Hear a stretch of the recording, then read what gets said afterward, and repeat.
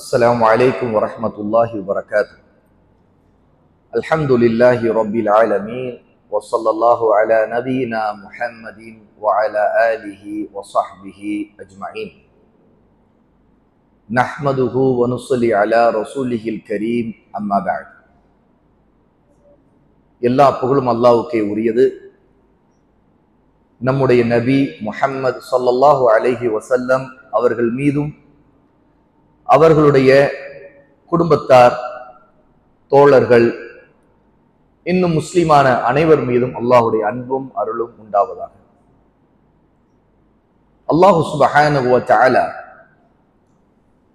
சூரா பக்ரா 2வது அத்தியாயத்துடைய 185வது ஆயா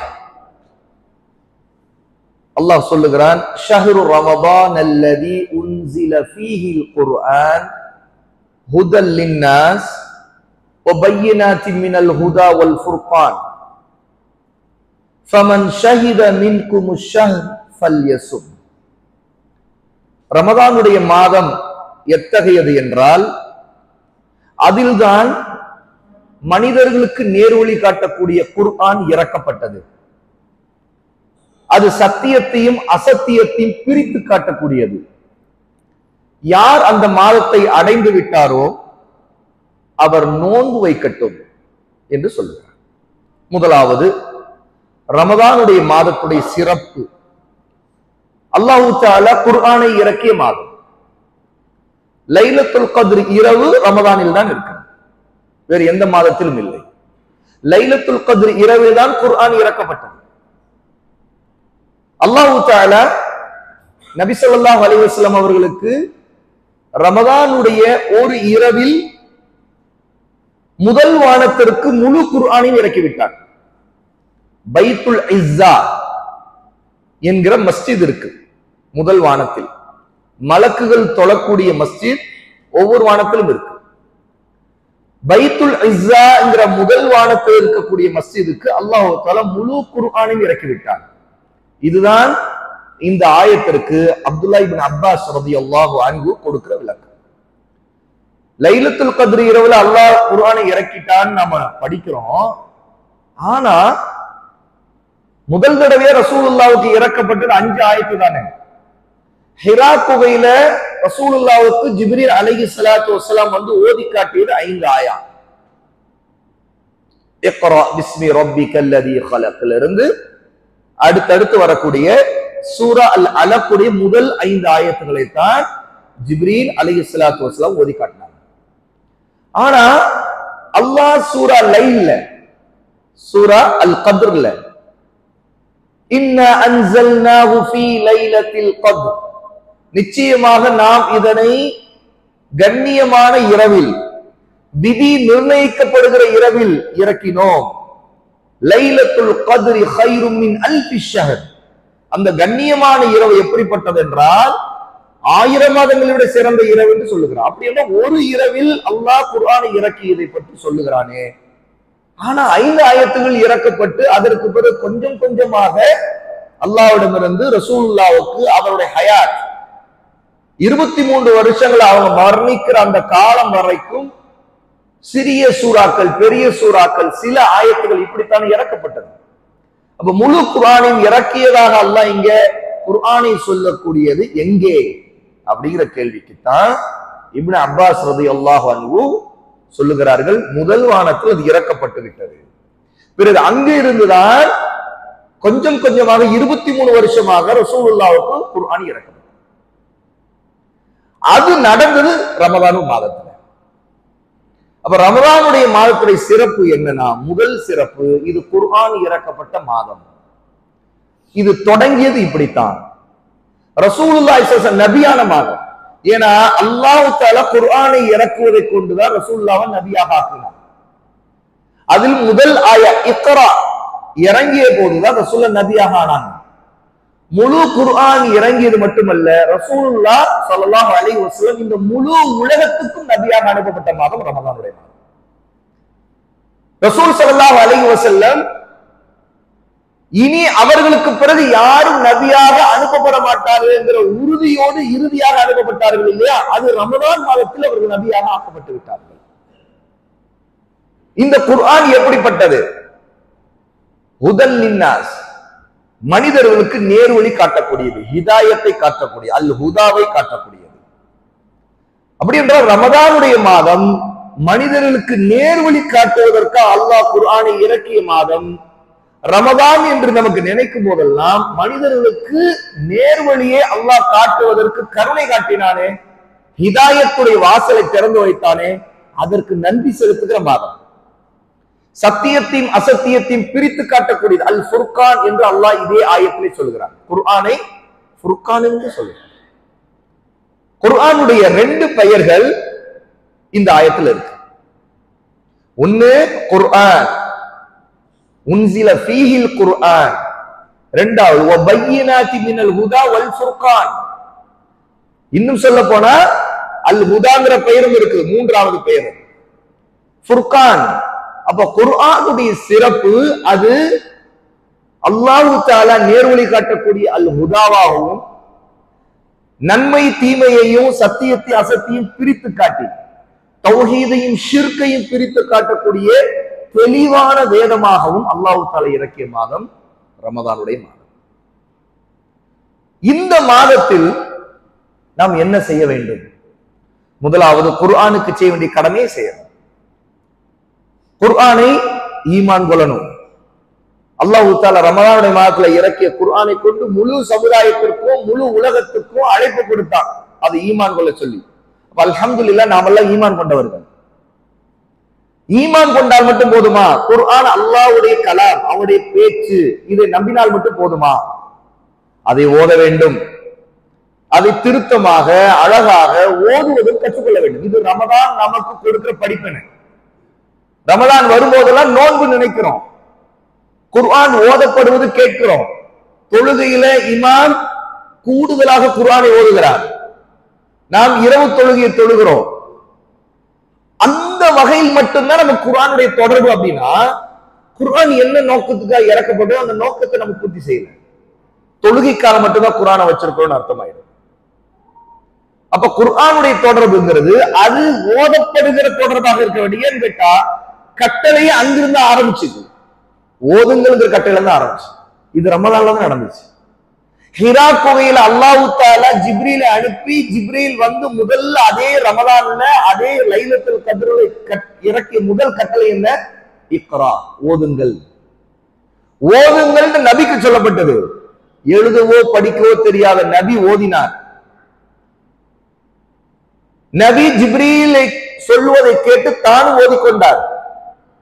ஆனா ஓதுங்கிற இந்த கட்டளையை ரமதானை நினைக்கிற நாம, ஆனா நம்ம ஓதாம மட்டும் இருப்போம், நம்முடைய எப்பவும் போல நம்முடைய வாழ்க்கை அப்படிதான் இருக்கும். அப்படின்னா அப்போ ரமதானால் நமக்கு கிடைக்கிற படிப்பினையில இன்னும் அந்த கட்டளை அப்படியே இருக்குது. இன்னைக்கு வரைக்கும் நமக்கு யாரெல்லாம் குர்ஆனை ஓதாம இருக்கிறாங்களோ அவங்க நோக்கி அந்த கட்டளை இருந்துகிட்டே இருக்கு, ஓதாமலே இருக்கிறாங்க. ரசூலுல்லாஹ் ஏன் எனக்கு ஓத தெரியாதுன்னு சொன்னாங்க? ஏன்னு கேட்டா அவங்க எழுதவும் படிக்கவும் தெரியாதவர்கள். நான் ஓத தெரிந்தவன் இல்லை அப்படின்னாங்க. யார்கிட்ட? ஜிப்ரீல்கிட்ட. ஜிப்ரீல் அலைஹிஸ்ஸலாத்து வஸலாம் நெருங்கி வந்து இறுக்கமா கட்டி பிடிச்சிட்டு திரும்ப அதே கட்டளை தான் சொன்னாங்க, இக்ரா. திரும்ப அதே பதில் தான் ரசூலுல்லாஹ்விடம் பிறக்குது.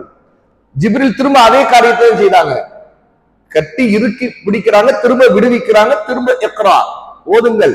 அப்படி என்றால் இந்த கட்டளை குர்ஆன்ல இக்ராங்கிற ஆயத்துல ஒரு தடவை தான் இருக்கு.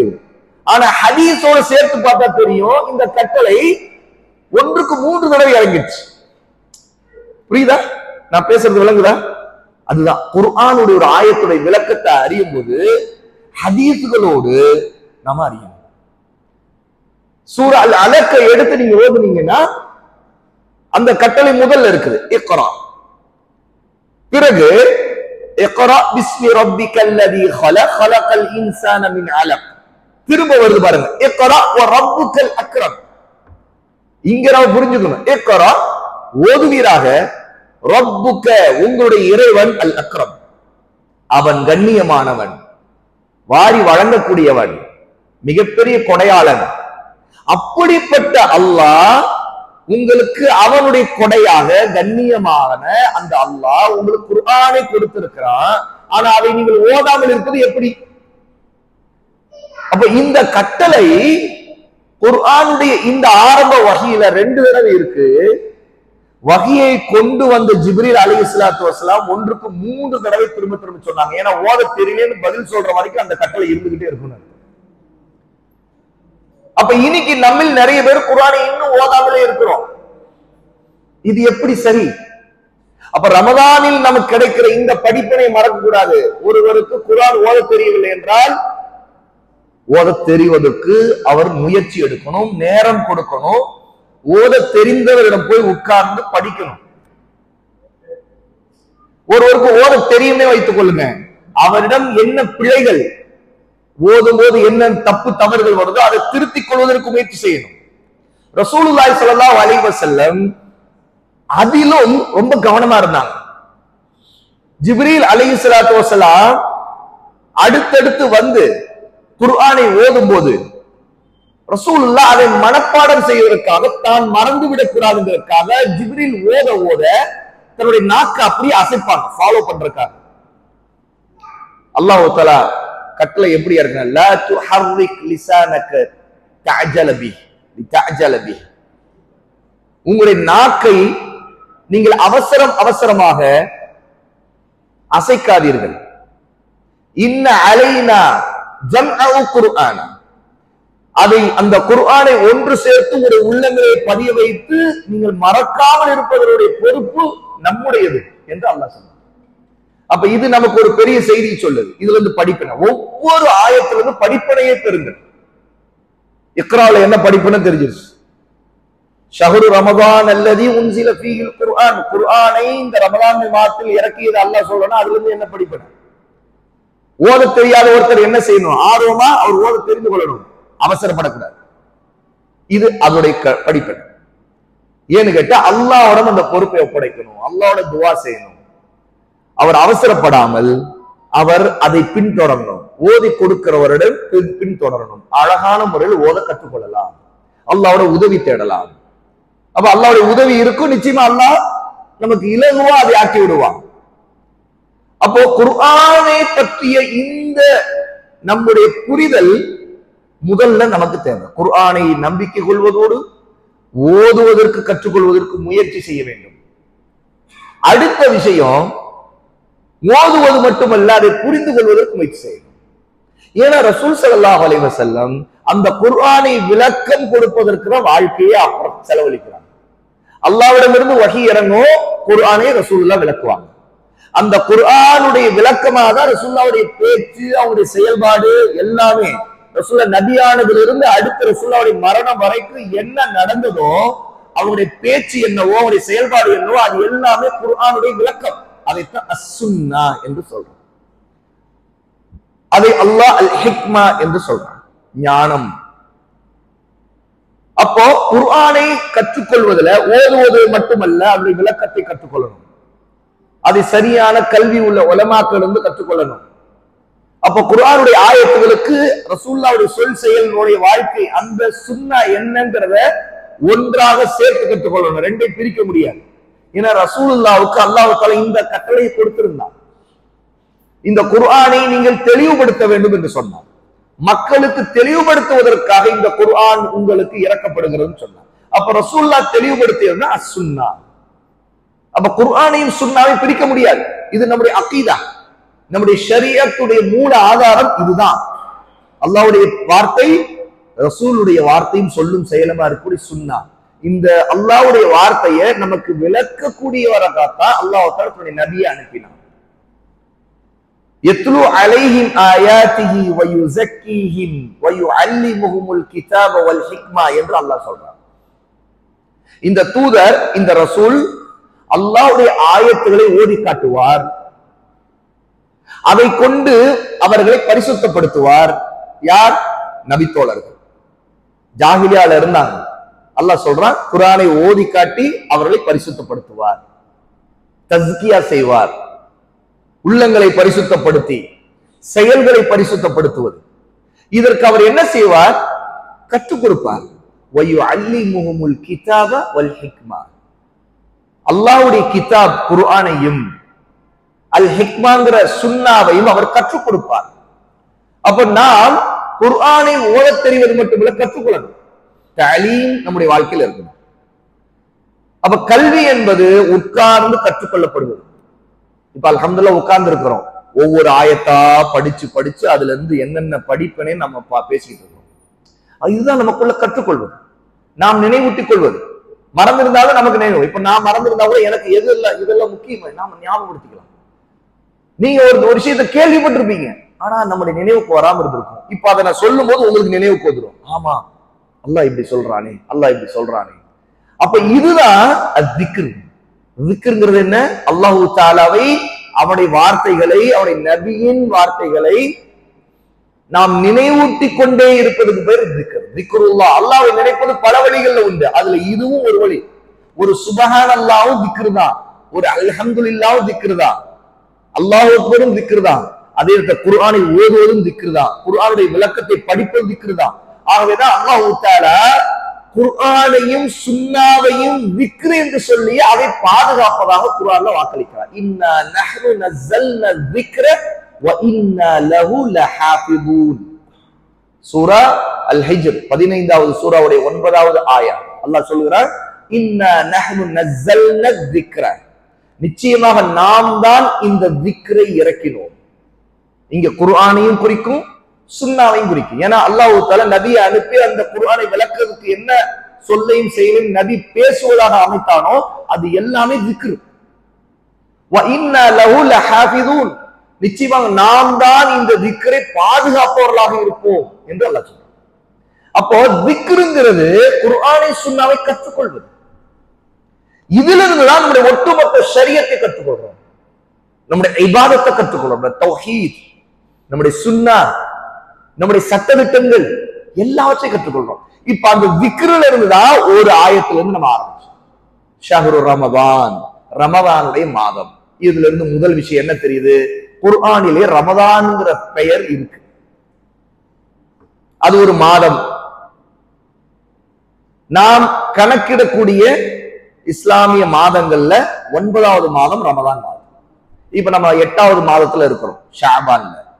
அடுத்து இன்ஷா அல்லாஹ் இன்னும் சில நாள்கள் ரமதானுடைய மாதத்தை அடையும். இந்த மாதத்தில் குர்ஆன் இறக்கப்பட்டு தெரிஞ்சிருச்சு.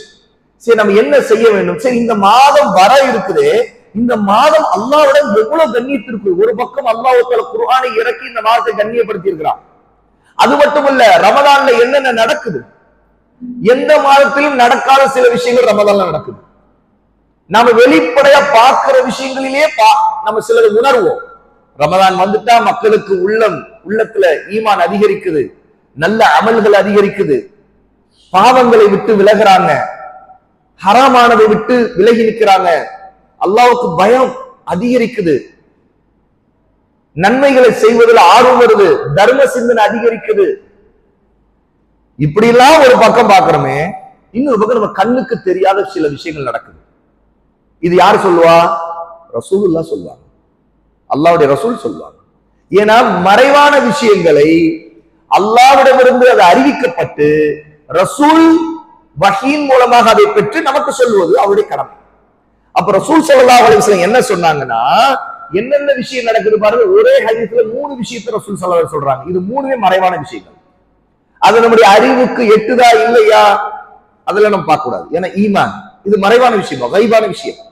ரசூலுல்லாஹ் சொல்றாங்க பாருங்க, இதா தஹல ஷஹ்ரு ரமதான், ரமதானுடைய மாதம் நுழைந்து விட்டால், நாம இன்னும் நுழையல, ரமதான் மாதம் இன்னும் வரல, ஆனா ரமதானுடைய மாதம் நுழைஞ்சிருச்சு, வந்துருச்சு அப்படின்னா, ஃபுத்திஹத் அப்வாபுஸ் ஸமா, வானத்தின் வாசல்கள் திறக்கப்படுகின்றன. வானங்களுடைய வாசல்கள், அப்வாபுஸ் ஸமா, வானத்தின் வாசல்கள் திறக்கப்படுகின்றன. வகுல்லிகத் அப்வாபு ஜஹன்னம், நரகத்தின் வாசல்கள் மூடப்படுகின்றன. வசுல்சிலத்தி ஷயாத்தீன், ஷைத்தான்களுக்கு சங்கிலிகளால் விலங்கிடப்படுகின்றன. இந்த 3 விஷயங்கள் ஒரு ஹதீஸ்ல அபூ ஹுரைரா ரலியல்லாஹு அன்ஹு அறிவிக்கக்கூடிய இந்த ஹதீஸ் 1899வது செய்தியாக புகாரியிலே இடம்பெறும். அப்ப முதலாவது ரமதான் நுழைஞ்சிருச்சுன்னா அல்லாஹ்வுல வேற மாதத்துல செய்யாத ஒண்ணு செய்யறான். வேற மாதத்தெல்லாம் வானத்தின் வாசல்கள் மூடி கிடக்கு. ரமதான் வந்து விட்டால் அல்லாஹ் அதை திறந்து விடுகிறான். இதே ஹதீஸுடைய வேறு ரிவாயத், வேறு அறிவிப்புகள்ல அதே அபூ ஹுரைரா ரலியல்லாஹு அன்ஹு என்ன சொல்றாங்கன்னா, அங்க இன்னொன்று சொல்றாங்க, ஃபுத்திஹத் அப்வாபுல் ஜன்னah, சொர்க்கத்தின் வாசல்கள் திறக்கப்படுகின்றன. இதுவும் உண்மைதான். இதே ஹதீஸுடைய இன்னொரு ரிவாயத்துல எப்படி வருதுன்னு கேட்டா, ஃபுத்திஹத் அப்வாபுர் ரஹ்மா, ரஹ்மத்துடைய வாசல்கள் திறக்கப்படுகின்றன. மூன்றுமே அபூ ஹுரைரா ரலியல்லாஹு அன்ஹு அறிவிக்கப்பட்டு, நான் முதலில் சொன்ன செய்தி புகாரியிலும் அடுத்தடுத்து சொன்ன செய்தி இமாம் முஸ்லிம் ரஹிமஹுல்லாஹி தஆலா பதிவு செய்திருக்கிற ஹதீஸிலும் வந்திருக்கு. அப்போ வானத்தின் வாசல்கள் திறக்கப்படுவது ஒன்று, சொர்க்கத்தின் வாசல்கள் திறக்கப்படுவது ரெண்டு, ரஹ்மத்துடைய வாசல்கள் திறக்கப்படுவது மூன்று. இந்த மூன்றுமே நடக்கிறது ரமலான் மாதம் வந்துருச்சுடா.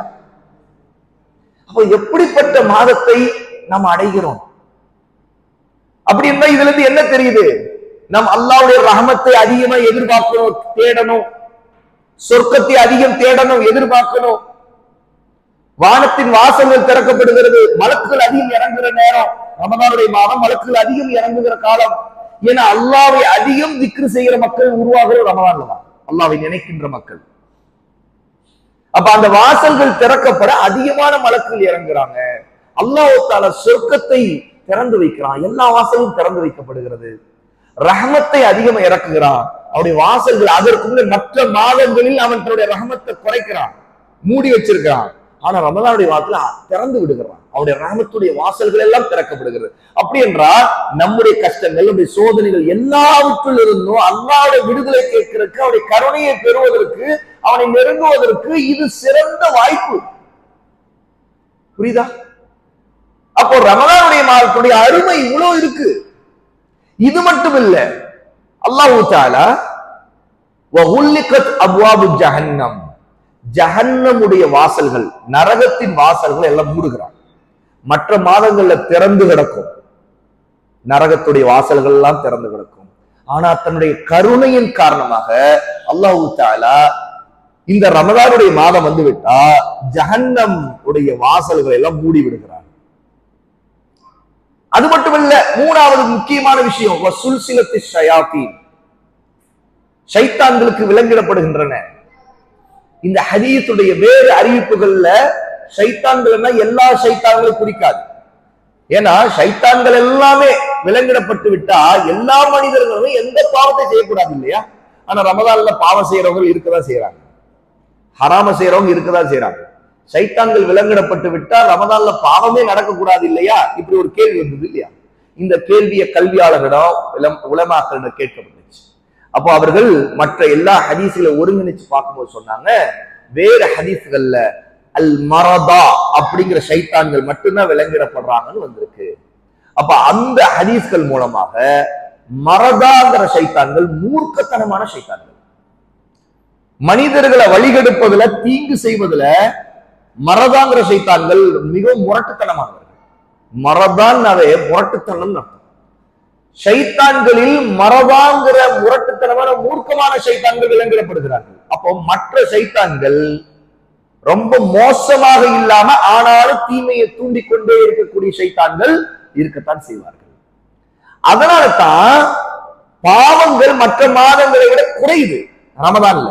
ஏன்னா அந்த ஷைத்தான்கள் விலங்கிடப்பட்டுறாங்க, மற்ற ஷைத்தான்களால இன்னும் பாவங்கள் நடக்குது. இன்னொரு சுவாரஸ்யமான பதில இந்த கேள்விக்கு உலமாக்கள் சொன்னாங்க.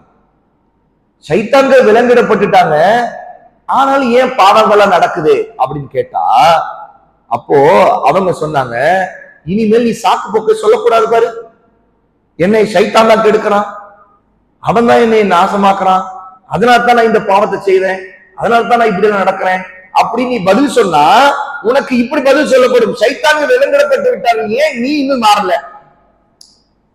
அப்போ இனிமேல் ரமதான் வந்த பிறகு ஒருத்தர் தான் நினைச்ச மாதிரிலாம் வாழ்ந்துகிட்டு எல்லா ஹராமைத்தனத்தை பண்ணிக்கிட்டு சாக்கு போக்கு எல்லாமே நானாங்க காரணம், ஷைத்தானாங்க காரணம், அவன் தானே என்னை கெடுக்கிறான், நான் என்ன செய்யட்டும் அப்படின்னு சொல்வதா இருந்தா அவனுக்கு இதான் பதில், சைத்தான்கள்லாம் அல்லாஹ் சொல்றா விலக்கு இடப்பட்டுட்டாங்கன்னு ரசூலுல்லாஹ் சொல்றாங்க. இப்போ ஒன்ட்ட ஒரு சைத்தான் இருக்கிறான் பாரு, அந்த சைத்தான் உன்னுடைய மனசுல உன்னுடைய ஹவா மன இச்சையில நீ இவ்வளவு காலமா என்ன பண்ணிட்டு இருந்தியோ அதுலயே நீ தொடர்ந்துட்டு இருக்கிற. சைத்தான் மேல குறை சொல்லாத. அவன் விலங்கிடப்பட்டு அவன் மாட்டி கிடக்குறான். நீ இன்னும் உனக்கு விலங்கிடப்படாம இருந்துகிட்டு இருக்குது. அப்படித்தான் இருந்துகிட்டு இருக்கு. நீ அதனாலதான் செய்துட்டு இருக்கிற. உன்னையும் விலங்கிட்டு ஒரு இடத்துல முடக்கிட்டா நீ எதுவும் செய்ய முடியாது. அப்போ செய்யறதெல்லாம் செய்துட்டு சைத்தான் மேல சாக்குப்போக்கு சொல்லாத அப்படின்னு சொல்லிட்டு உலமாக்கல்ல ஒரு சாரார் இப்படி ஒரு பதில் அளித்தாங்க. அப்போ சைத்தான்களை விலங்கிடுவதை கொண்டு அல்லாஹ்வுடைய கருணை நம்மிடம் வெளிப்படுது. ஏன் தெரியுமா?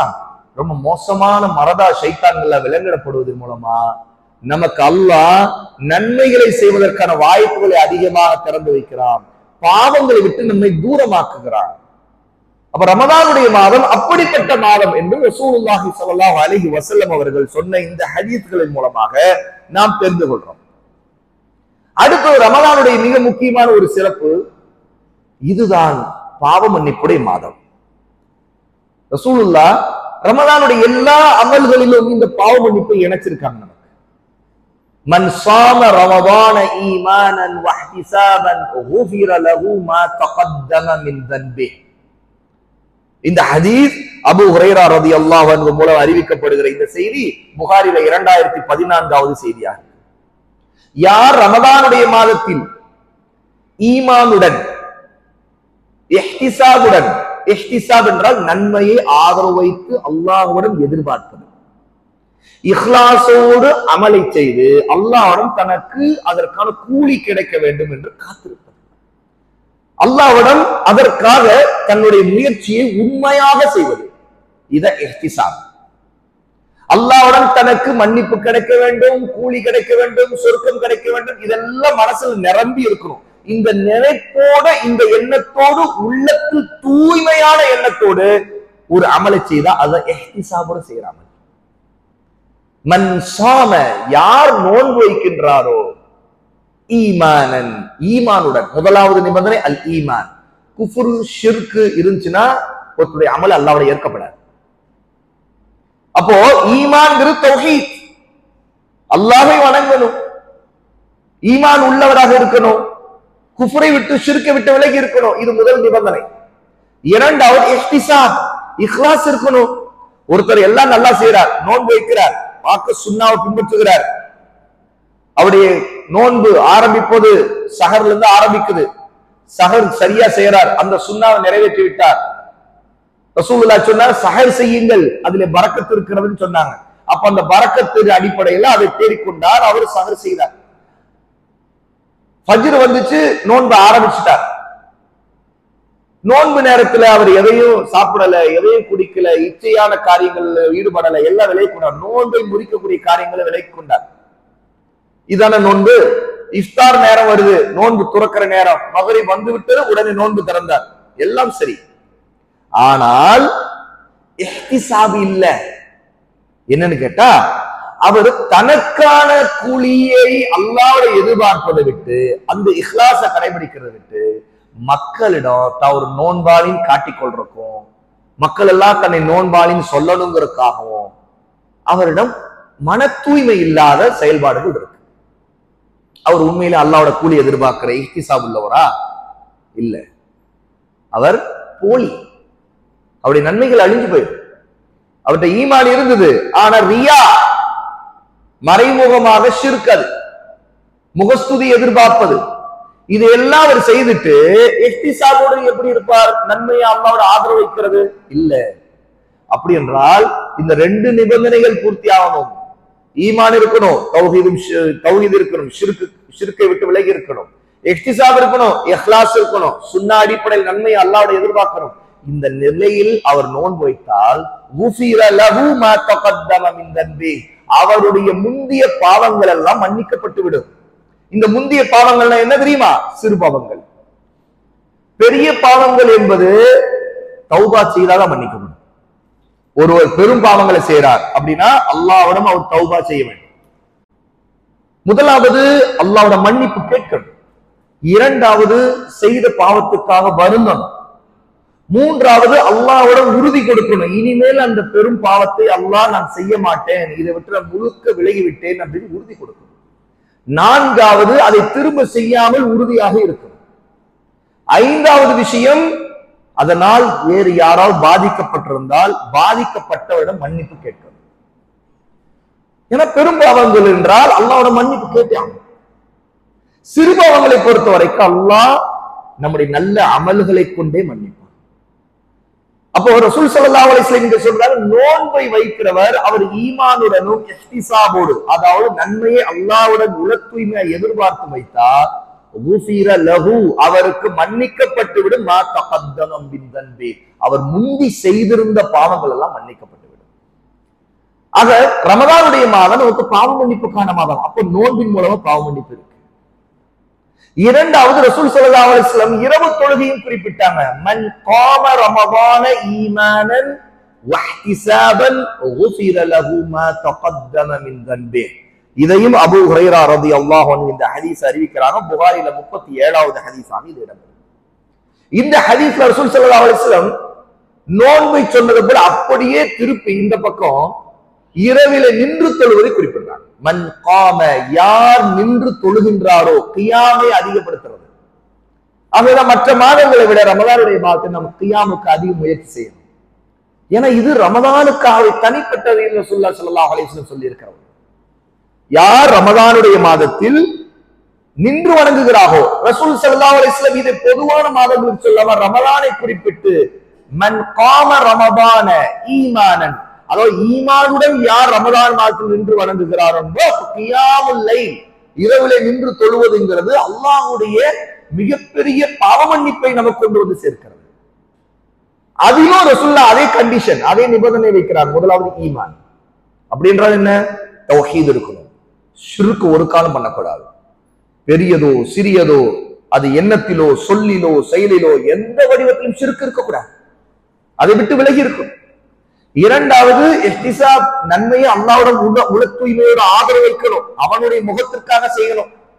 ஒருத்தர் இரவெல்லாம் நின்று தொழுகிறாரு, அது வெளியில வந்து மக்கள்கிட்ட சொல்றாரு, நான் நைட்டு ரொம்ப நேரம் நின்று தொழுதேன், ரொம்ப டயர்டா இருந்துச்சு, அதனாலதான் தூங்குனேன்.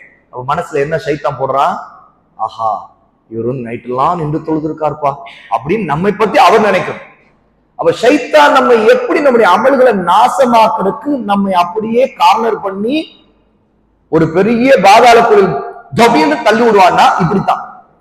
ஒருத்தர் தஹஜ்ஜுத் தொழுதுட்டா வந்து மக்கள்கிட்ட, நான் தஹஜ்ஜுத் தொழ விடுறது இல்லை, இன்னைக்கு தொழுதேன்.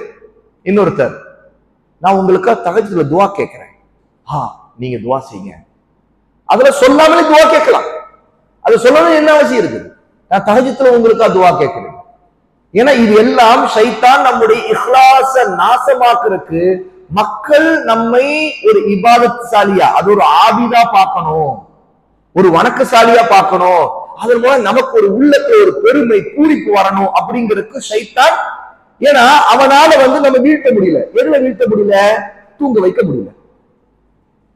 தஹஜ்ஜுதுக்கு எழணும், நைட்டு எழணும், அவன் தோத்துட்டான், நாம எழுந்துட்டோம். சரி, இவர் தொழுதுட்டார், இப்போ இவரை எப்படி நாசமாக்கலாம்?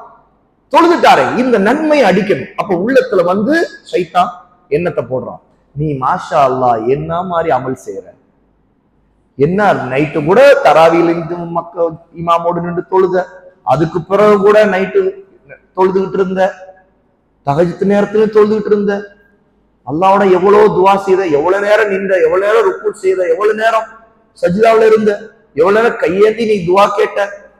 இந்த மாதிரி இருக்கணும்ப்பா. மக்கள் எல்லாம் உன்னை பார்த்தா அந்த மாதிரி பார்க்கணும். நீ அப்படி சொல்லு, ரெண்டு வார்த்தை சொல்லு, உன் லெவல் தெரிஞ்சுக்கணும் மக்கள். நீ வேற லெவல், சைத்தான் போடுவான். நீ வேற லெவல், நீ வேற லெவல், நீ மத்தவங்க மாதிரி இல்லை, நீ வேற லெவல். நவுது பில்லாஹ், அல்லாஹ் பாதுகாக்கணும். இதுதான் ஷைத்தான் நம்முடைய அமல்களை ரியா முகஸ்துதியை கொண்டு நாசமாக்கணும். நம்முடைய சலஃப் எப்படி இருந்தாங்க தெரியுமா? அவர்கள் ஒரே படுக்கையில படுக்கக்கூடிய தன்னுடைய மனைவியிடம் கூட தாங்கள் அல்லாஹ்வுடைய நினைவில் அழுததை மறைத்தார்கள்.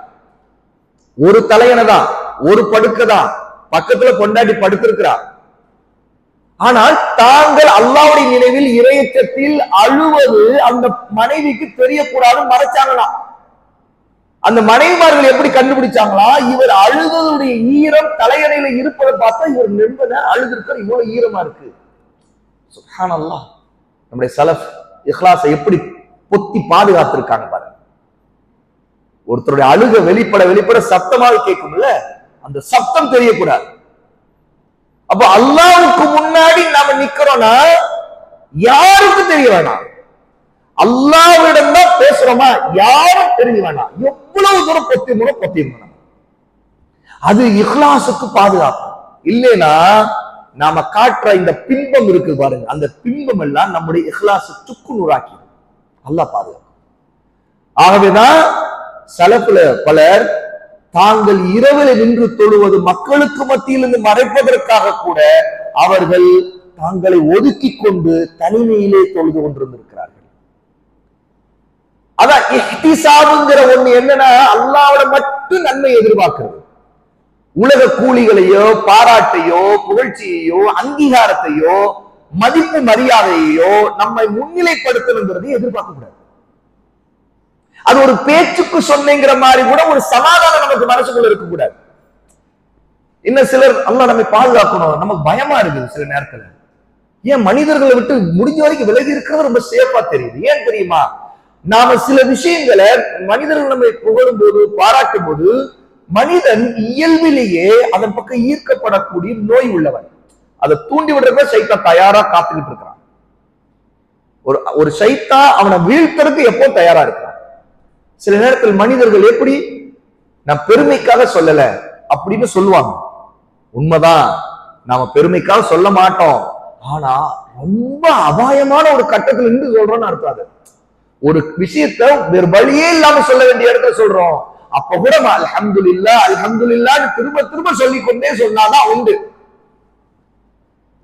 அல்லாஹ் நமக்கு சில அருட்கொடைகளை புரிஞ்சதுக்கு அல்லாஹ்வுடைய அந்த நன்றியை நம்ம வெளிப்படுத்திருக்கு. அல்லாஹ் நமக்கு புரிந்த அருட்கொடைகளை சொல்லலாம். ரசூல் ஸல்லல்லாஹு அலைஹி வஸல்லம் அல்லாஹ் சொல்றான், அல்லாஹ் உங்களுக்கு புரிந்த அருளை நீங்கள் வெளிப்படுத்துங்கள், சொல்லுங்கள்னு சொல்றான்.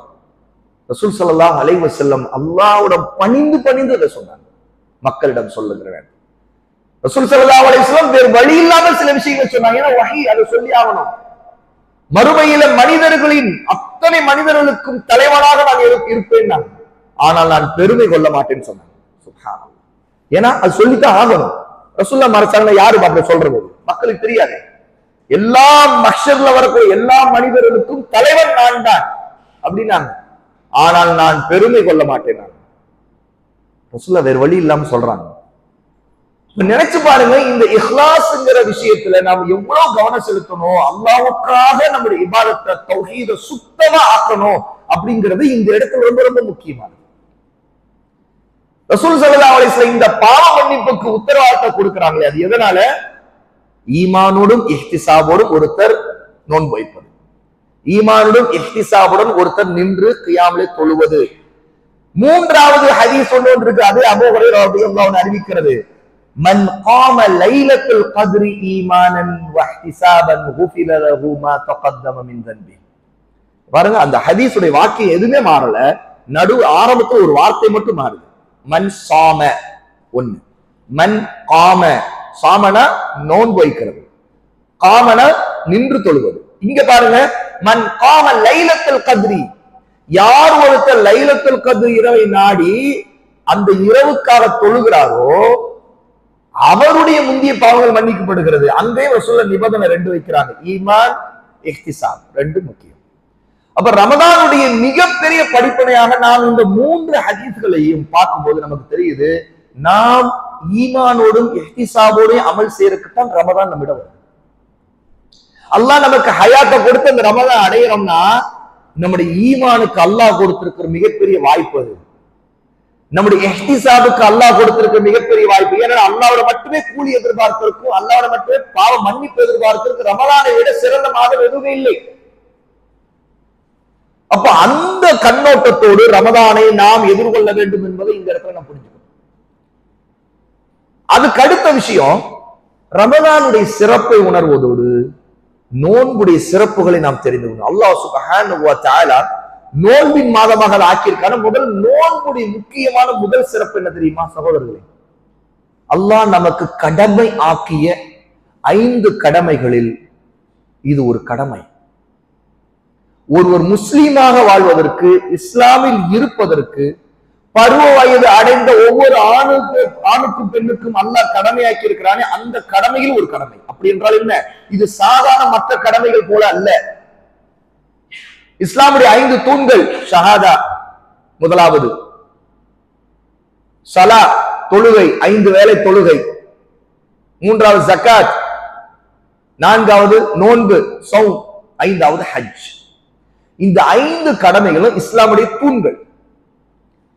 இஸ்லாம் எதன் மீது நிறுத்தப்பட்டிருக்கிறோ அதிலே ஒன்று நோன்புனா, நம்முடைய வாழ்க்கையில் இஸ்லாம் நிலைய நிற்பதற்கு நோன்பு முக்கியம். நோன்புடைய ஆகப்பெரிய முதல் சிறப்பை இதுதான். ஒருத்தர் நோன்பை மறுத்தான் என்றால் காபீர் ஆயிடுவான். அதாவது நல்லா புரிஞ்சுங்க, மறுக்கிறதுனா நான் நோன்புல எனக்கு சரின்னு படல, நோன்புல நான் வைக்க மாட்டேன் அப்படின்னா காபீர் ஆயிடும்.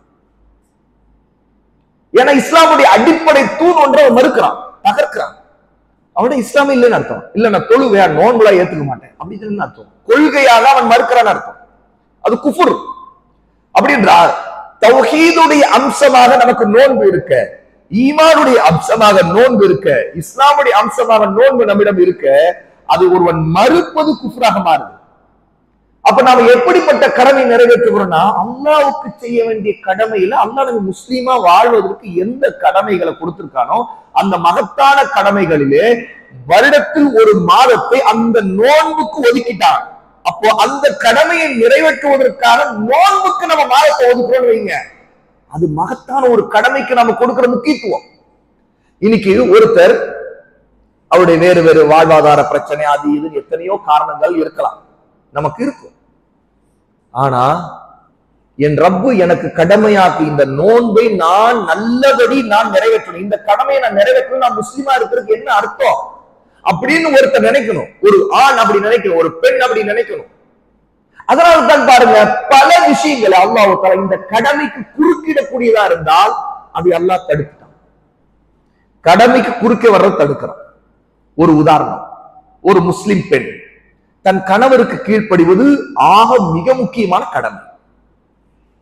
ஒரு மனைவியாக இருக்கக்கூடிய பெண் தன் கணவருக்கு கீழ்ப்படிதல், அவருடைய தேவைகளை பூர்த்தி செய்தல், இது அந்த பெண்ணுடைய ஆக முக்கியமான கடமை ஒரு குடும்ப வாழ்க்கையில. அதனாலதான் அந்த பெண் நோன்பு வைப்பதா இருந்தா கணவனுடைய அனுமதி இல்லாமல் நோன்பு வைக்க கூடாது. இது எந்த நோன்புக்கு? எந்த நோன்புக்கு? நஃபீலான நோன்புக்கு. அப்படி என்றால் கணவர் மிக முக்கியமானவர், நஃபீலான நோன்பை விட அவர் தான் முக்கியம். புரிஞ்சுக்கங்க பெண்களே, நல்லா கவனமா கேளுங்க. ஒரு கணவருக்கு அல்லாஹ் கொடுக்கிற அந்தஸ்து எப்படிப்பட்டது? நீங்க ஒரு நோன்பு அல்லாஹ்வுக்காக வைக்க ஆசைப்படுறீங்க, உங்க கணவர் குறுக்கிடுறான்னு வைங்க, அந்த நோன்பு வைக்காதேன்னு சொல்றாரு, அது ஒரு நஃபீலான நோன்பு. ஒரு பெண்ணு, அவளுக்கு முன்னாடி 2 சாய்ஸ் இருக்கு.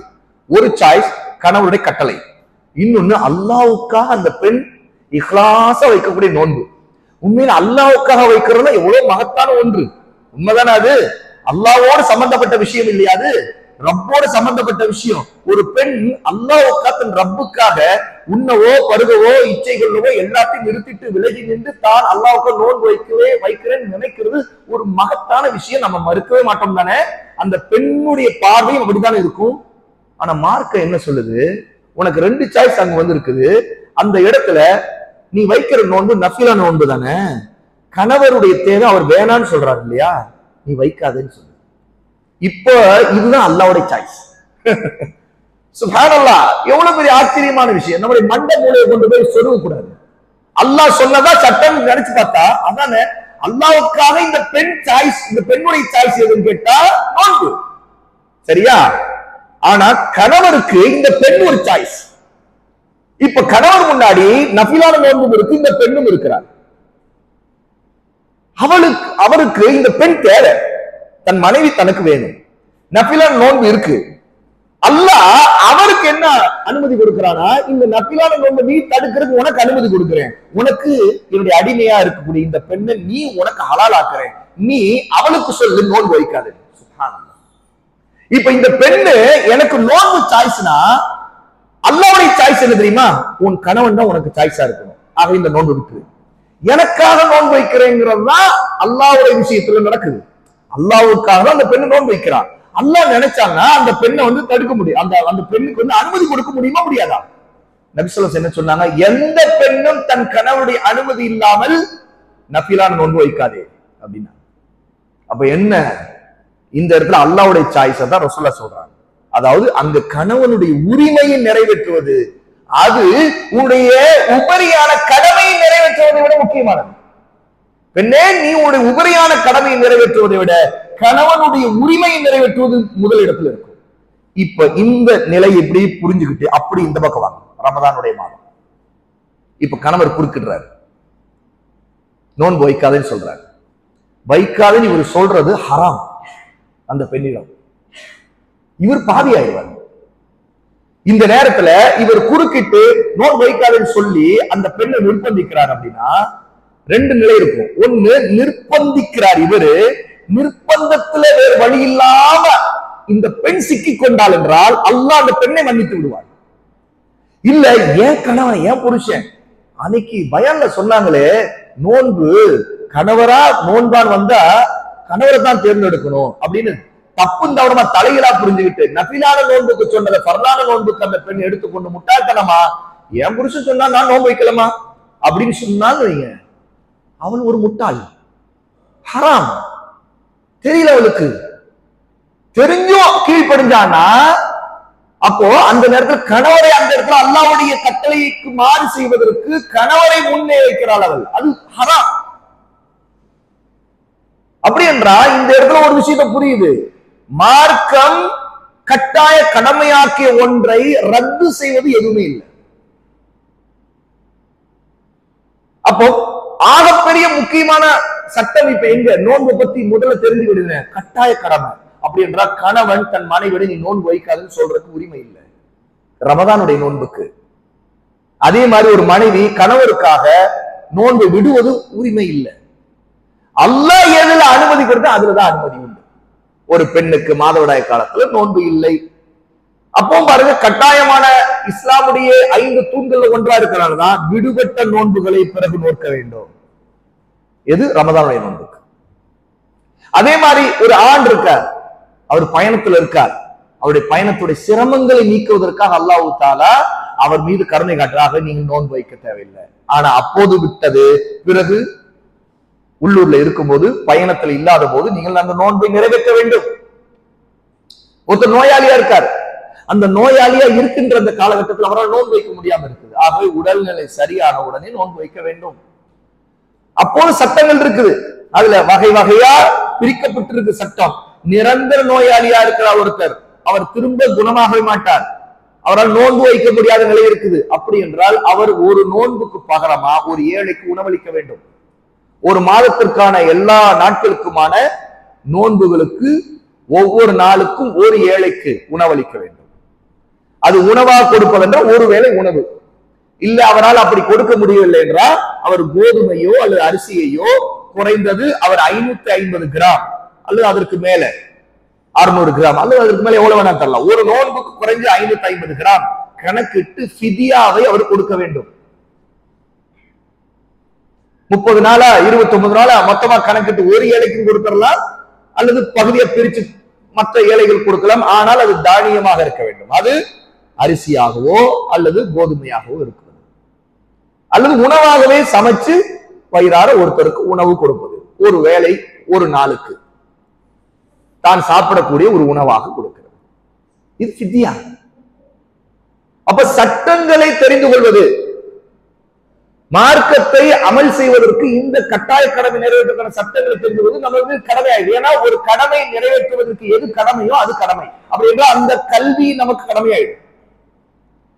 இப்ப நோன்புடைய இந்த சட்டங்களை நாம முதல்ல இது கடமைன்னு தெரிஞ்சுக்கிறது. இரண்டாவது விஷயம், யாருக்கு கடமையாகிறது? ஒவ்வொரு ஆண் பெண் முஸ்லீமாக இருக்கக்கூடிய பருவ வயதை அடைந்து விட்ட எல்லோருக்கும் கடமை. அப்படின்ற பருவ வயது அடையாத சிறுவர்களுக்கு அவர்கள் நோன்பு வைத்தால் அதற்குரிய கூலி அவருடைய தாய் தந்தைக்கும் கிடைக்கும்.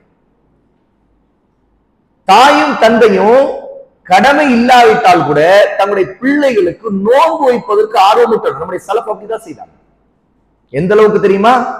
இந்த ரமதானுடைய நோன்பு கடமையாகுவதற்கு முன்பு ஜாகிலியா காலத்திலேயே சஹாபாக்கள் ஆஷுரா நோன்பு வைக்கக்கூடியவங்களா இருந்தாங்க. முஸ்லீமான பிறகு ஆஷுரா நோன்பு வைக்கக்கூடியவங்களா இருந்தாங்க. ஆஷுராவுடைய நோன்பு வைக்கக்கூடிய சஹாபாக்கள் ரமதான் நோன்புக்கு முன்னாடி இருந்து ஆஷுரா நோன்பு கடமையா இருந்த காலத்துல தன்னுடைய பிள்ளைகளுக்கு நோன்பு வைக்க பழக்குவாங்க. நோன்பு திறப்பதற்கான நேரம் நெருங்கும் போது பிள்ளைகள் அடுத்தது தாமதம் ஆக ஆக பசியால் அழும்போது விளையாட்டு பொருட்களை கொடுத்து பொம்மைகளை கொடுத்து அவருடைய கவனத்தை திசை திருப்பி அப்படி நேரத்தை போக்கி பிறகு நோன்பு திறக்க வைப்பாங்க. இது நம்முடைய சலஃப்ல இருந்த வழக்கம். ஆக பிள்ளைகளுக்கு சின்ன வயதிலிருந்தே நோன்பை ஆர்வமூட்டணும். அல்லாஹ்வுக்காக அவன் தடுப்பதை விட்டு விலக வேண்டும். அப்படின்னா என்ன? சாப்பிடுவதை விட்டு விடணும், குடிப்பதை விட்டு விடணும். இதுதான் நோன்பு. ஏமா நம்ம எப்பவுமே சாப்பிடத்தானே சொல்றோம், ஏன் அல்லாஹ் இதை தடுத்திருக்கிறான்? இந்த கேள்வி அவங்க பிள்ளைகள் கேட்கணும். அந்த கேட்கும் போது நம்ம பதில் சொல்லணும். அல்லாஹ் ஏன் தடுத்திருக்காருன்னா, நாம அல்லாஹ் அனுமதிச்ச ஒன்றைதான் செய்யணும், அல்லாஹ் தடுத்ததெல்லாம் விடணும். அப்போ அல்லாஹ் நாம சாப்பிடறதுக்கு அனுமதிச்ச வரைக்கும் சாப்பிட்டோம், நோன்பு வைக்கும் போது தடுத்திருக்கிறான் அப்படின்னா என்ன? அதை செய்யக்கூடாது, விட்டுடணும்னு நம்ம புரிஞ்சுக்கணும். அப்ப அல்லாஹ்வுக்காக இந்த நோன்பு வச்சோம்னா இது போலத்தான் சாப்பிடுவது நமக்கு பிடிச்சிருந்தாலும் விட்டுறோம் இல்லையா, குடிக்கிறது நமக்கு பிடிச்சிருந்தாலும் குடிக்காம விட்டுறோம் இல்லையா, நம்ம கண்ணு முன்னாடி இது இருந்தா கூட நம்ம தொடுவது இல்லை இல்லையா, அது போலத்தான் அல்லாஹ் எதையெல்லாம் நமக்கு ஹராமாக்கி இருக்கானோ அதை எல்லாத்தையும் விட்டு விலகணும். இதுக்கு பேர் தான் தக்குவா. இதுக்குத்தான் அல்லாஹ் நோன்ப கடமையாக்கி இருக்கிறான், சொல்லி கொடுக்கணும். இதை விட்டுட்டு நாம இந்த அடிப்படையை புரிய வைக்காம நாமளும் புரிந்து கொள்ளாம இந்த நோக்கத்தின்படி நம்முடைய நோன்பு அமல்களை செய்யாம நம்ம வேறு வேறு விஷயங்கள்ல கவனம் செலுத்தினா அது சரியில்லை. நம்முடைய பிரச்சனை அதுதான். அல்லாஹ் தஆலா குர்ஆன்ல யா அய்யுஹல்லதீன ஆமனூ குதிப அலைக்குமுஸ் ஸியாமு கமா குதிப அலல்லதீன மின் கப்லிக்கும் லஅல்லக்கும் தத்தகூன் என்று சொல்றாங்க. அப்படின்னா என்ன? அல்லாஹ்வை ஈமான் கொண்ட மக்களே, உங்களுக்கு முன்னிருந்தவர்களுக்கு நோன்பு கடமையாக்கப்பட்டது போல உங்கள் மீது நோன்பு கடமையாக்கப்பட்டிருக்கிறது. இதன் மூலமாக நீங்கள் அல்லாஹ்வுக்கு பயந்து நடக்கக்கூடியவர்களாக ஆகக்கூடும், தக்வா உள்ளவர்களாக ஆகலாம், பரிசுத்தமானவர்களாக ஆகலாம். இந்த ஒரு ஆயத்தை நம்ம சரியா விளங்கிட்டோம்னாவே ரமதானுடைய நோன்பு எதுக்கு கடமையாயிருக்கு, ரமதானை நாம் ஏன் அடைகிறோம், ரமதானுக்கு ஏன் இவ்வளவு சிறப்புகள், நான் ஆரம்பத்துல சொன்னேன்னா இல்ல அந்த சிறப்புகள் எல்லாம் எதுக்காக பதில் கிடைக்கும். ஏன் அல்லாஹ் தஆலா வானத்தின் வாசல்களை திறக்கணும், சொர்க்கத்தின் வாசல்களை திறக்கணும், ராமத்தின் வாசல்களை திறக்கணும், ஏன் நரகத்தின் வாசலை மூடணும், எதுக்காக ஷைத்தான்களுக்கு விலங்கிடணும்? ஒரே காரணம் தான், நாம தக்வாவை அடையணும். எதுக்காக நோன்பு வைக்கணும்? ஏன் நம்ம சாப்பிடறதை தடுக்கணும்? அல்லாஹ் ஒரு எளிமையான புரிதல் தான். அல்லாஹ்வுக்கு எந்த நன்மையும் இல்லை. நாம சாப்பிடறத நிறுத்துறதுனால, நாம குடிக்கிறத நிறுத்துறதுனால, அல்ல ஒரு கணவன் மனைவி சேர்வதை தடுத்துக் கொள்வதனால ஏதாவது அல்லாஹ்வுக்கு நன்மையா? ஒரு நன்மையும் இல்லை. அல்லது நாம நம்மை வருத்திக் கொள்வது, இந்த மாதிரி நமக்கு சில சிரமங்களை கொடுப்பது அல்லாஹ்வுக்கு சந்தோஷமா? இல்ல. அல்லாஹ் தன்னுடைய அடியார்களுக்கு கருணை உள்ளவன். அப்படி இருக்கும்போது ஏன் நாம் இப்படி ஒரு காரியத்தின் மூலமாக நோன்பை வைக்க வேண்டும் அல்லாஹ் கடமையாக்கி இது ஒரு இபாதத்தாக ஆக்கி இருக்கிறான். நல்ல கவனியுங்கள், இது ஒரு இபாதா, இது நம்முடைய அகீதா. நிறைய பேர் சில நேரத்துல நோன்பு ஏங்க வைக்கணும், அது ஒரு டைட்டுங்க அப்படிங்கிறாங்க. நஊது பில்லாஹி மின் தாலிக், அல்லாஹ் நம்மை பாதுகாக்கும். அப்படின்னா என்ன டைட்? அல்லாஹ்வுக்கு ஏதாவது நன்மை அதுல? அல்லது டைட்டு ஒரு நோக்கம் அப்படின்னா அப்ப ஒல்லியாக இருக்கக்கூடியவங்களுக்கு அது தேவைப்படாது, அல்லது சாப்பாடே கஷ்டப்படுறவங்களுக்கு அது தேவைப்படாது. குண்டா இருக்கிறவங்க அல்லது டைட் ஃபாலோ பண்ணாதான் அவங்க கொஞ்சம் உடம்பை பராமரிக்க முடியும் அப்படிங்கிறவங்க தானே அதை ஃபாலோ பண்ண வேண்டியது இருக்கும். அல்லாஹ் சொல்லலையே டைட்டுக்காக உங்களுக்கு நோன்பு வைக்க சொல்லியிருக்கேன். நாம இந்த நோன்புடைய நோக்கத்தை அடிக்கக்கூடிய முட்டாள்தனமான வர்ணனைகள் செய்யக்கூடாது. அல்லாஹ் பாதுகாக்கணும். இது அல்லாஹ்வுடைய மார்க்கத்தின் மீது இல்லாத இட்டுக்கட்டக்கூடிய குற்றமாயும். என்ன டாக்டர்கள் சொல்லுவாங்களே, நீங்க உண்ணாவிரதம் இருங்க, உடம்புக்கு உங்களுக்கு இதாகும், அதனால நோன்பு அதனால நீங்க இருங்கன்னு சொல்லுவாங்க. அப்படியா நபி சொன்னாங்க? இல்ல, நபி அப்படி சொல்லல, அல்லாஹ் அப்படி சொல்லல. நோன்புடைய மக்சத் நோக்கம் அது அல்ல. இது இபாதா, இது முதல்ல நம்முடைய கடமை. அல்லாஹ் நம்மை படைச்சிருக்கிறான். எதுக்கு படைச்சா? வமா கலக்துல் ஜின்ன வல் இன்ஸ இல்லா லியஅபுதூன். ஜின்களை மனிதர்கள் என்னை வணங்கவே தவிர வேற எதற்காக படைக்கவில்லை. நோன்புக்காக படைச்சிருக்கான்னு அர்த்தம், தொழுகைக்காக படைச்சிருக்கான்னு அர்த்தம், ஜக்காத் கொடுத்தாலும் அதுக்கு படைச்சிருக்கான்னு அர்த்தம், ஹஜ் செய்தாலும் அதுக்கு படைச்சிருக்கான்னு. ஏன்னா இதெல்லாம் இபாதா, இது தௌஹீத். நோன்பு தௌஹீதுடைய தனிப்பட்ட அமல். ஏன்னா இது அல்லாஹ்வுக்கு அடியானுக்குள்ள ரகசிய அமல். அல்லாஹ்வை நேசிக்கக்கூடிய, அவனுக்கு நன்றி செலுத்தக்கூடிய, அல்லாஹ்வை மட்டும் வணங்கக்கூடிய ஒருவன் அல்லாஹ்வுக்காக வைக்கிறவன் நோன்பு. அப்படி இருக்கும்போது இது இபாதத்துல தனித்துவமான இபாதத்து.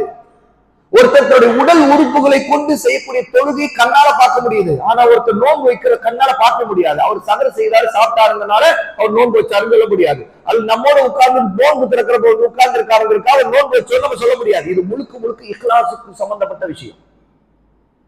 அமல் செய்யும் போது அதனுடைய உண்மையான நிலை அல்லாஹ் தான் அறிவான். அடியானுக்காகத்தான் அல்லாஹ்வுத்தாலா அதற்கு தனிப்பட்ட கூலி தரான். ஏன்னா அந்த அடியான் அல்லாஹ்வுக்காகத்தான் அந்த நோன்பு வச்சாங்க. அப்போ இந்த நோன்புங்கிற மகத்தான அமலை இபாதத்தாக பார்க்கணும் போது இது தன்னுடைய ரப்புக்கு முன்பு தான் தன்னை அர்ப்பணிக்கின்ற இடம் அப்படின்னு விளங்கணும். அப்படி என்றால் தன்னுடைய ரப்பு தடுத்த ஒன்றை விட்டு விலகுவதுதான் இதுல எனக்குள்ள நோக்கம். ஆகவே நான் அவன் தடுத்த ஒன்று எனக்கு எவ்வளவு பிடிச்சதாக இருந்தாலும் அதை விட்டு விலக்குவேன். நான் சாப்பிட மாட்டேன், நான் குடிக்க மாட்டேன், எவ்வளவு எனக்கு பிடிச்ச மனைவியா இருக்கலாம், நான் சேர மாட்டேன், நான் என்னுடைய இச்சைகளை கட்டுப்படுத்தி விலகி இருப்பேன். அப்படிங்கிற இடத்துல ஒரு அடியான் அல்லாஹ்வுக்கு தன்னை அர்ப்பணிக்கிறார் இல்லையா, அல்லது ஒரு பெண் தன்னை ரப்புக்கு அர்ப்பணிக்கிறார் இல்லையா, அதுதான் நோன்புடைய தனித்துவம். அப்ப அல்லாஹ் அனுமதித்தால் செய்வேன், அனுமதிக்காவிட்டா செய்ய மாட்டேன். இங்க பாருங்க, நோன்பு வைக்கிறோம். ஒரு நோன்பாளியுடைய தன்மை குணாதிசயங்கள் எல்லாம் எப்படி மாறிடும் பாருங்க. ரசூல் ஸல்லல்லாஹு அலைஹி வஸல்லம் ஒரு நோன்பின் மூலமாக உணவையும் குடிப்பையும் விட்டு விடுவதை மட்டும் நோக்கமா சொல்லல. ஒரு நோன்பாளியில் இருக்கக்கூடிய பொறுமை, அவருடைய வாயிலிருந்து வரக்கூடிய ஒரு வார்த்தை எல்லாமே நோன்போடு சம்பந்தப்படுத்திட்டாங்க.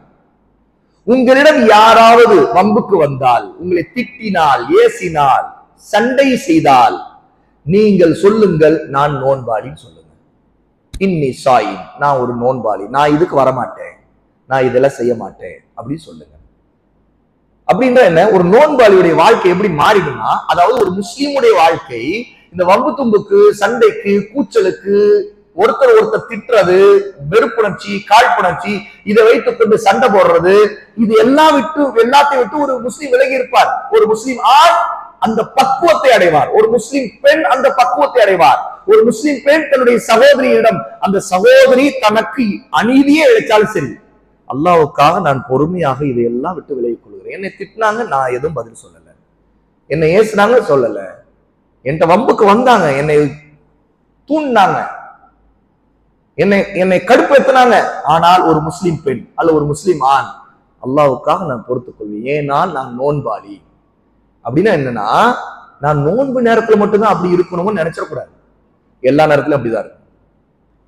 ஏன்னா எதெல்லாம் தேவையற்றதோ அதை விட்டு விலகணும். மின் ஹுஸ்னி இஸ்லாமில் மர்இ தர்குஹு மா லா யஅனி. ரசூலுல்லாஹி ஸல்லல்லாஹு அலைஹி வஸல்லம் நமக்கு சொன்னாங்க, ஒரு முஸ்லிமுடைய இஸ்லாமிய பண்புகளிலே அழகானது, சிறந்தது, தனக்கு தேவையற்றதை விட்டு விலகி இருப்பது அப்படின்னாங்க. இது வெறும் நோன்பு நேரத்துல மட்டுமா? ரெண்டே கரெக்ட் பண்ணி பாருங்க. நான் முதலில் சொன்னது, நோன்பு நேரத்துல ஒருத்தர் சண்டைக்கு வராரு, நம்மை திட்டுறாரு, நாம் என்ன செய்யணும்? பொறுமையோட அமைதியா அவர் என்ன கேட்டாலும் நான் நோன்பாளின்னு தான் பதில் சொல்லணும், வேற எதுவுமே சொல்லணும். அவருக்கு பதிலே சொல்ல தேவையில்லை. அவர் என்னதான் திட்டினாரு, வம்புக்கு வந்து சண்டைக்கு இழுக்கிறாரு, நான் நோன்பாளிங்க அப்படின்னு சொல்லி நகர்ந்தோம், அஸ்ஸலாமு அலைக்கும், அவ்வளவுதான், விலகி போயிடும். இது ஒண்ணு. இது நோன்பு நேரத்துல. சரி, நோன்பு இல்லாத நேரத்துல எப்படி?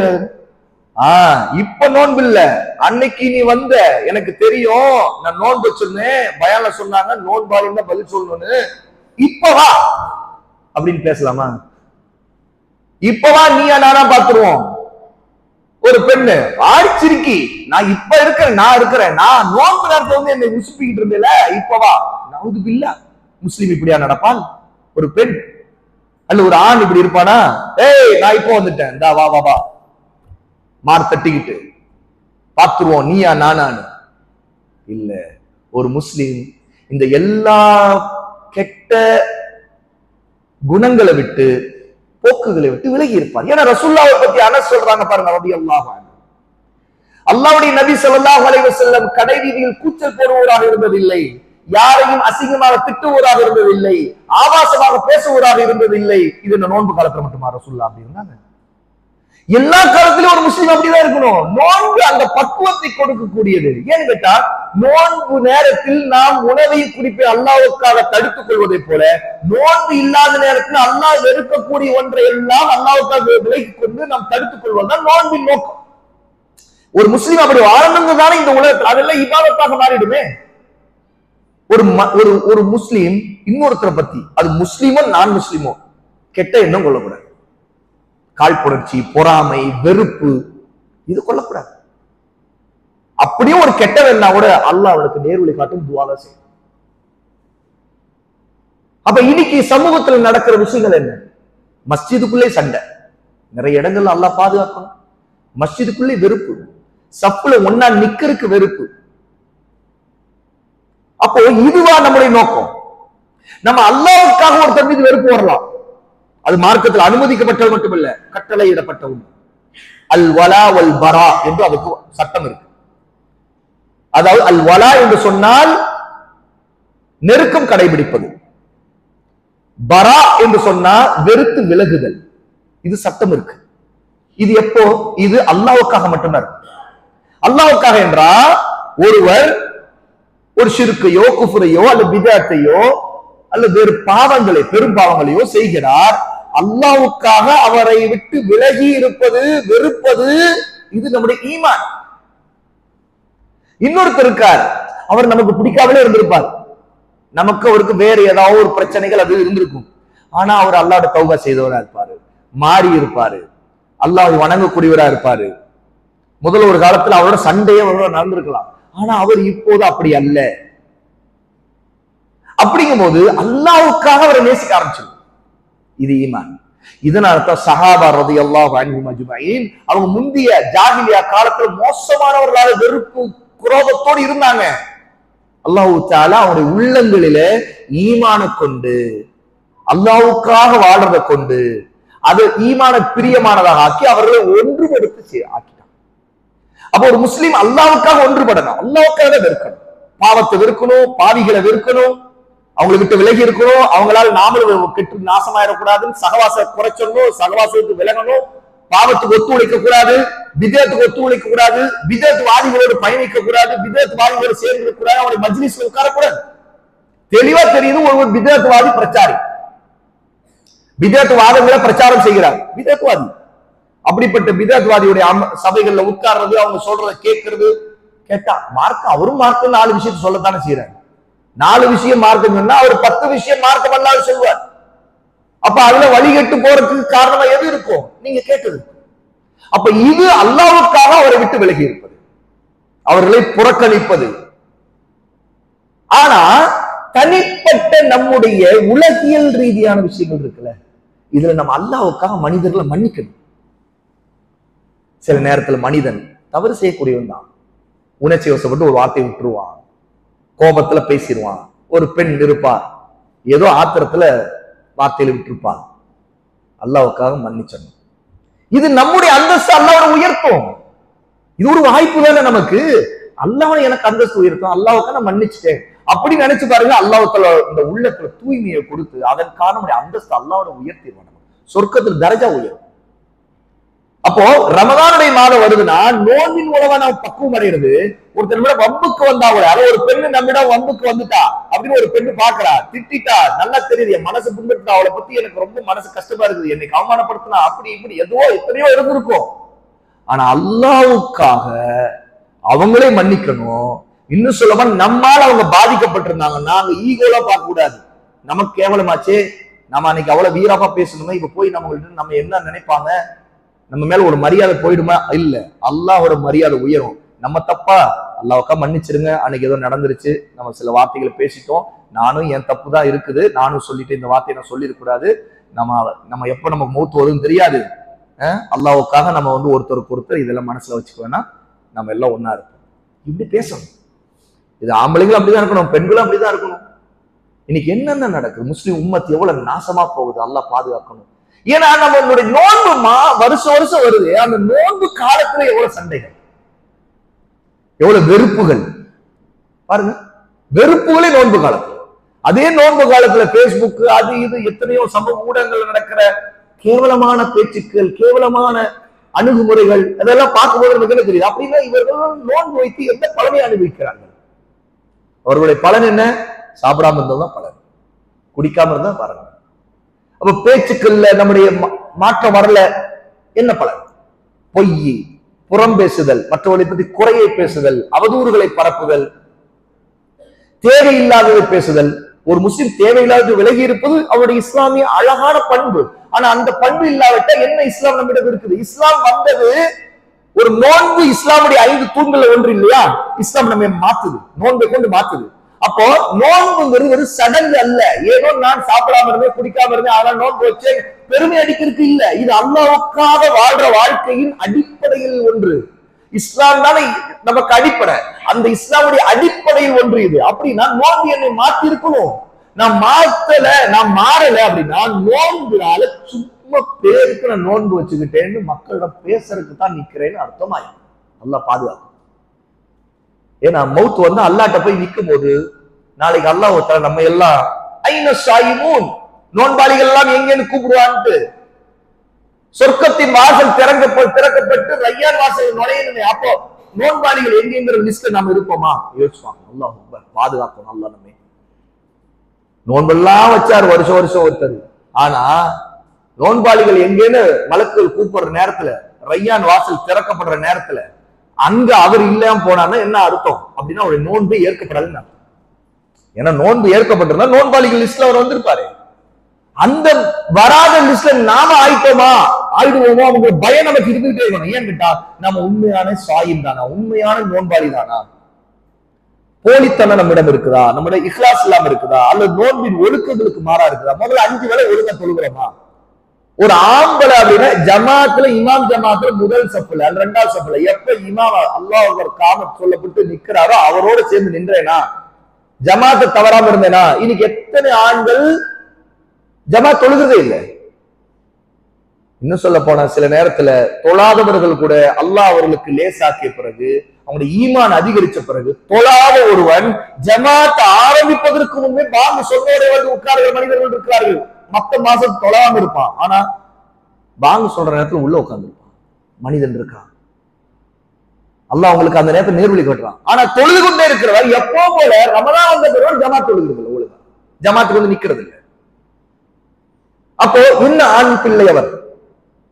இது எவ்வளவு பெரிய நாம வெட்கப்பட வேண்டிய விஷயம். பெண்களுக்கு அனுமதிக்கப்பட்ட ஒன்று அது. வீட்டிலே தொழுது கொள்வது ஜமாத் கடமை அல்ல. ஆனா ஒரு ஆண் எப்படி அவர் தொழாமல், அதாவது ஜமாத்துல சேர்ந்து நிக்காம, நினைச்ச நேரத்துக்கு வரேன், நினைச்சு வரும்போது நாம போச்சு 2ஆம் ஜமாத் பண்ணிக்கலாம், 3ஆம் ஜமாத் பண்ணிக்கலாம். எத்தனை ஜமாத் வருதோ அல்லாஹ் அறிவான். நாம நடந்துகிட்டே இருக்கோம். அது செயின் ஜமாத். எத்தனை படங்கள் அந்த மாதிரி நடக்குது. நல்லா யோசிச்சு பாருங்க. ஜமாத்துடைய இமாம் ஜமாத் நடக்கும்போது வந்து அத்தனை பேர் நிக்கிறாங்கன்னா அதுதான் உம்மத். மத்தவங்கள பிரிஞ்சு கிடக்குறாங்கன்னு அர்த்தம். உம்மத்துல அங்கங்க பிரிஞ்சு கிடக்குறாங்கன்னு அர்த்தம். ஏன்னா சுன்னாவை நிலைநிறுத்தினால் மட்டும்தான் உம்மத்து உருவாகும். சஹாபா அப்படிதான் உம்மத்தா இருந்தாங்க, சுன்னாவை நிலைநிறுத்தினாங்க. இதுக்கு அவங்களுக்கு அவங்க காலத்துல அந்த வெயிலுடைய நிழலை அளவுகோலா வைத்து, சூரியனுடைய வெப்பத்தை அளவுகோலாக வைத்து, அதனுடைய நகர்வுல அளவுகளா வைத்துதான் அவங்க நேரத்தை நிர்ணயிச்சிருக்காங்க. இன்னைக்கு நாம இந்த டைமுக்கு இத்தனை மணிக்கு இத்தனை நிமிஷத்துல தொழுகை ஜமாத் நடக்குது அப்படின்னு அறிவு செய்யப்படுது. எல்லார் கையிலும் நமக்கு வாட்ச் இருக்குது. ஒரு பக்கம் வாட்ச் இருக்குது, இன்னொரு பக்கம் மொபைல்ல டைம் தெரிஞ்சுக்கிட்டே இருக்குது. அதே மொபைல பார்க்கும் போதுதான் டைம் தெரியுது. ஆனாலும் ஜமாத்துடைய நேரம் வந்த பிறகு கூட ஒருவர் ஜமாத்துக்கு வரமாட்டேங்கிறாருன்னா அது என்ன யோசிச்சு பாருங்க. ஓ இதெல்லாம் ரமதான்ல கவனமா இருக்கணுமோ அப்படின்னு நினைக்கூடாது. இது எல்லா காலத்திலும் கவனமா இருக்கிற விஷயம். ஜமாத்துக்கு வரணும் கட்டாய கடமைங்கிறது எல்லா காலத்துக்கும் உள்ளது. ரமதானிலும் ஒருத்தர் இந்த விஷயத்துல அலட்சியத்தை கடைபிடிச்சா அது எவ்வளவு பெரிய பாவம். ரசூலுல்லாஹ் கோபப்படுவதற்கு காரணமா இருந்த ஒரு குற்றம் என்னன்னு கேட்டா, இமாம் ஜமாத்துக்கு வராம வீட்டிலே இருப்பது, வீட்டில் தொழுவது. விதிவிலக்கு யாருக்கு அல்லாஹ் கொடுத்தான்? அவங்களுக்கு தான் விதிவிலக்கு. பெண்களுக்கு அல்லாஹ் விதிவிலக்கு கொடுத்தான், பயணிக்கு விதிவிலக்கு கொடுத்தான், முடியாத நோயாளிகளுக்கு அல்லாஹ் விதிவிலக்கு கொடுத்திருக்கிறான். ஆனால் கண் பார்வையற்றவர் கூட விதிவிலக்கு ரசூலுல்லாஹ் ஸல்லல்லாஹு அலைஹி வஸல்லம். என்ன கண் பார்வை இல்லாத ஒரு மனிதருக்கு கூட ரசூலுல்லாஹ் இமாம் ஜமாத்தை விடுவதற்கு விதிவிலக்கு தரல. அந்த ஹதீஸை நம்ம எவ்வளவு பேர் கேட்டிருப்போம், எத்தனையோ பயான்ல கேட்டிருப்போம். ரசூல் ஸல்லல்லாஹு அலைஹி வஸல்லம் வந்து ஒரு சஹாபி கேட்கிறார், யா ரசூலுல்லாஹ் என்னை அழைத்து வருவதற்கு யாரும் இல்லை, அவர் கண் பார்வை தெரியாதவர், எனக்கும் கண் பார்வை தெரியாது, ஆகவே நான் வீட்டிலே தொழுது கொள்ளட்டுமா? ரசூலுல்லாஹ் கேட்டுட்டு அப்படியா தொழுது கொள்ளுங்கள்ங்கிறாங்க. அடுத்த உடனே திரும்பி கேட்கிறாங்க, உங்களுக்கு பாங்கு சப்தம் கேட்கிறதான்னு கேட்கிறாங்க. அவர் ஆமான்னு சொல்றார். ரசூலுல்லாஹ் அடுத்து சொல்றார், அப்படியானால் அதற்கு பதில் அளியுங்கள்ங்கிறாங்க. பதில் அளியுங்கள்னா பாங்குக்கு பதில் அளியுங்கிறது இல்லை. ஏன்னா பாங்குக்கு பதில் கட்டாய கடமை அல்ல.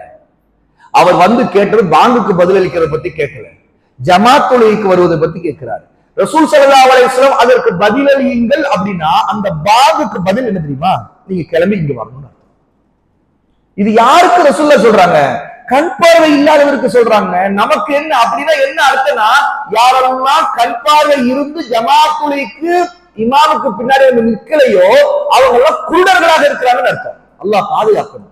அல்லாஹ் கண்ணுக்கு வெளிச்சம் கொடுத்து பார்வைக்கு திறன் கொடுத்து, அதுவும் கிளம்பி வருவதற்கு இரவோ பகலோ எந்த நேரம் வந்தாலும் அதுக்கு மின்சாரம் லைட்டு எந்த ஒரு இதே வசதிகளை கொடுத்து ஒருத்தர் அந்த நேரத்துல ஜமாத்துடைய பாங்கு, அந்த பள்ளிவாசலை பாங்கு காதுக்கு கேட்கிற அளவுக்கு மைக்கில வச்சு எல்லா நிலையும் இருந்தும் ஒருத்தர் அலட்சியமா ஜமாத்துக்கு வராம இருக்கிறாருன்னா அது கண்ணுக்கு மட்டுமே அதுல குருடு இருக்குது, ஈமான்ல குருட்டுத்தன்மை இருக்குது, கல்புல குருட்டுத்தன்மை இருக்குது.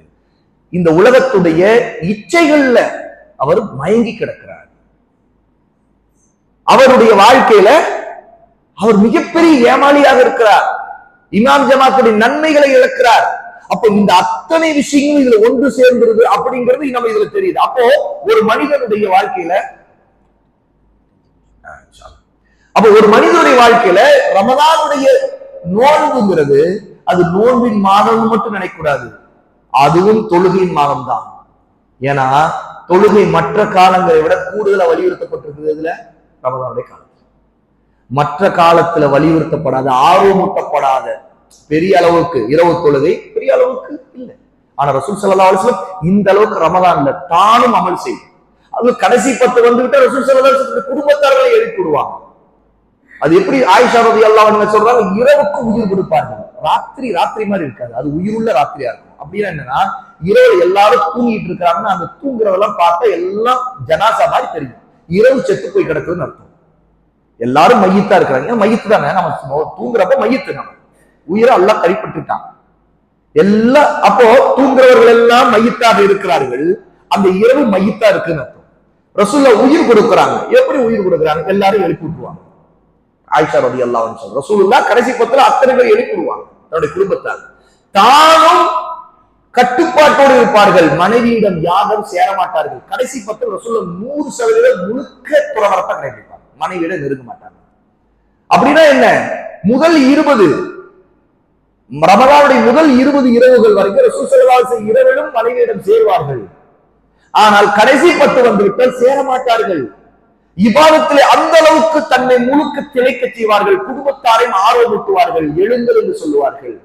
அப்ப அந்த மாதிரி ஒரு குடும்பமாக நம்முடைய குடும்பத்தை மாற்றுவது முயற்சி செய்யும். அப்போ நம்முடைய பிள்ளைகள், நம்முடைய பெரியவர்கள் ஒவ்வொருத்தருக்கும் ஆர்வத்தை ஏற்படுத்தும். சகோதரர்களே, சகோதரிகளை ரொம்ப கவனியுங்க. இதுல குறிப்பா சகோதரிகளுக்கு சொல்ல வேண்டிய முக்கியமான விஷயம், ரமதானுடைய மாதத்தில் ஆகப்பெரிய விஷயமா, நேரங்கள் வீணாக்குற விஷயமா நாம பார்க்கிறது 2 பெண்கள் விவகாரத்துல. 1 சமையல், நீண்ட நேரம் சமையல் அது இதுன்னு உழப்புன்னு அதிலேயே மற்ற மாதங்களை விட அதிகமாக சமைக்கிறதுக்கு திட்டமிடுறதும் அதுக்கான நேரத்தை அதிகமா வீணாக்குறதும் பெண்களுக்கு நிறைய பேர் ஆண்கள் கொடுக்கிற சுமையாவும் அது இருக்குது. இன்னொரு பக்கம் பெண்கள் தங்களுக்கு தாங்களே போட்டுக் கொடுக்கிற சுமையாவும் இருக்கு. இதுல எச்சரிக்கையாக இருக்கு. இதுல ஒரு நடுநிலையே பேரும். ஒரேடையே சமைக்காதீங்கன்னு சொல்றது இல்ல, நம்முடைய தேவைக்கு சமைக்கலாம். ஆனா அதுல ஒரு பெரிய லட்சியத்தை போல வளர்த்துக்கிட்டு வீடியோ பார்த்துக்கிட்டு அது இது செய்யலாம் அது செய்யலாம் அப்படின்னு சொல்லிட்டு இன்னும் சுவையா சாப்பிடுவதற்கான மாதமாக ரமலானை மாற்றுகிற போக்கு இப்ப சமீப காலத்துல அதிகரிச்சு வருது. ஏன்னா இன்னைக்கு நிறைய பெண்கள் அல்லது ஆண்கள் நிறைய யூடியூப்ல அதை இது பார்த்து பார்த்து பார்த்து இதை செய்வோம் அதை செய்வோம் இதை சாப்பிடுவோம் அதை சாப்பிடுவோம்னு சொல்லிட்டு மண்டை மூளை எல்லாமே வெறும் சாப்பாடு மூளையா மாறுது. அது ரெசிபி மூளை எதற்காக? ஏன்னா ஒரு காலத்துல இது எப்படி செய்யணும்னு தெரியல, அதுக்கு ஏதாவது புத்தகத்துல என்ன சமையல் குறிப்பு இருக்குன்னு பார்க்கணும் அப்படிங்கிற தேவையெல்லாம் இருந்துச்சு. ஒரு புத்தகம் வாங்கினா அதுக்கு சமையல் குறிப்பு இதுல இந்த வகையில தான் சமையல் குறிப்பு இருக்கும் அப்படின்னு. இன்னைக்கு அதெல்லாம் இல்லை, எல்லாம் லைவா எப்படி சமைக்கணும் எல்லாம் சொல்லி கொடுக்குறான். அவன் சொல்லி கொடுக்குறவங்க அவனே திண்டு காட்டிக்கிட்டே இருக்கிறான். அதனால என்ன ஆகுது, இதையே பார்த்து பார்த்து பார்த்து பார்த்து இதை செய்யணும் அது உலகமே வெறும் இந்த திங்க உலகமா மாற்றக்கூடிய ஒரு போக்கு யூடியூபர்ஸ் உருவாக்கி விட்டு. இந்த யூடியூப்ல அதிகமா சம்பாதிக்கிறவங்க யாரு? திண்டு காட்டவங்க தான் அதிகம் சம்பாதிக்கிறான். அவன் சாப்பிட்டு காட்டி அதிகமா சம்பாதிக்கிறான். அப்ப இங்க பாக்குற என்ன செய்யாரு, அதை செய்து காட்டி என்ன செய்யலாம், நேரத்தை அதிகமா வீணடிப்பான். அப்போ அப்படி ஒரு மாதமாக ரமலான் மாதத்தை மாத்திரக்கு திட்டமிடக்கூடாது. அது நம்முடைய முட்டாள்தனம்.